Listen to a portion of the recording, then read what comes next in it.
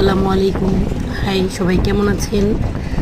এই গরমের মধ্যে আজকে আমরা সবাই এসি রোডে এসির বাতাস খেতে গিয়েছিলাম, কিন্তু এত গরম যে এসি রোডের একটা পাতাও নড়তেছে না গাছে। এত গরম এখানে।